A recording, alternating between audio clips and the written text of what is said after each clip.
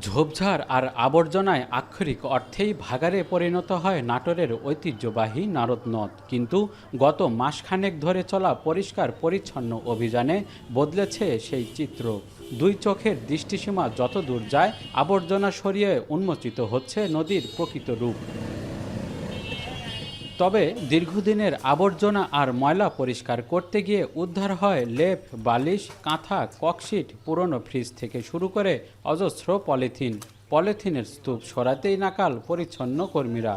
পুরাতন কাপড় চোপড় সব নিয়ে সেই জায়গা রাখছে, মানে নদী একবারে ভরাট হয়ে গেছে এরকম পর্যায়ে। পলিথিনের মতন বাড়ির আবর্জনা যা আছে সব এখানে ফেলাইছে, নদীটা ভরে গেছে। এখন ওগুলো আমাদের পরিষ্কার করা লাগতেছে। নান্দনিক নাটোর গোড়ার অংশ হিসেবে গত 14 আগস্ট পরিচ্ছন্ন অভিযানের উদ্বোধন করেন জেলা প্রশাসক আসমা শাহীন।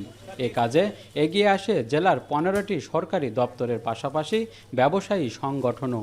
প্রতিদিন 25 থেকে 30 জন শ্রমিক অংশ নিচ্ছে নারদ নদ পরিষ্কারে। ইতোমধ্যে নদীর 1 কিলোমিটারের বেশি অংশে ময়লা আবর্জনা সরানো সম্ভব হয়েছে। এতে নতুন আশার সঞ্চার হয়েছে স্থানীয়দের মধ্যে। অবৈধ দখল উচ্ছেদ করে নদীকে ঘিরে নানা পরিকল্পনার দাবি জানায় নদীপাড়ের মানুষ।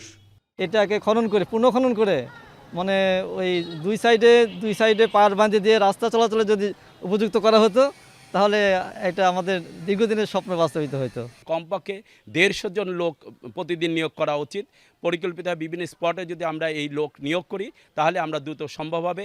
পরিষ্কার পরিচ্ছন্নতাকে সাস্টেনেবল করতে চাই, তাহলে আমাদের যে আবর্জনা ময়লা এগুলো যেন নদীতে না ফেলি, এই উদ্যোগ নেওয়া দরকার।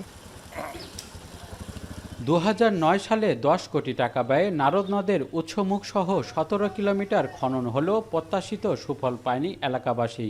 তবে এবার পরিষ্কার অংশটুকু খননের মাধ্যমে স্থায়ীভাবে পানির প্রবাহ ঠিক রাখা হবে বলে প্রত্যাশা নদীপাড়ের মানুষের। শুধু পরিষ্কার নয়, দীর্ঘমেয়াদে নদী খনন সহ নানা পরিকল্পনা নেওয়া হচ্ছে বলে জানান জেলা প্রশাসক। এছাড়া যেই জায়গাগুলো আমরা পরিষ্কার করেছি সেটা যেন সাস্টেইনেবল হয়, মানুষ যেন পুনরায় সেখানে ময়লা না ফেলে, সেই প্রতিরোধমূলক ব্যবস্থা হিসেবে আমরা সেখানে মোবাইল কোর্ট পরিচালিত করব এবং জনগণকে সচেতন করারও ব্যবস্থা নেওয়া হচ্ছে। ভবিষ্যতে এখানে অবৈধ স্থাপনা উচ্ছেদ সহ অন্যান্য যে কার্যক্রম, যেটি মূলত পানি উন্নয়ন বোর্ড করবে, সেই কাজটিও যেন ত্বরান্বিত হয়, সেটির ব্যবস্থা আমরা করছি। রাজশাহীর ইউসুফপুর থেকে উৎপত্তি হয়ে গুরুদাসপুরের নন্দকুজা নদীতে মিলেছে নারদ নদ। 72 কিলোমিটার দৈর্ঘ্যের এ নদীর অস্তিত্ব এখন মাত্র 43 কিলোমিটার। তার মধ্যে প্রায় 10 কিলোমিটার নাটোর শহরের ভিতর দিয়ে প্রবাহিত। মাহবুব হোসেন, এখন নাটোর।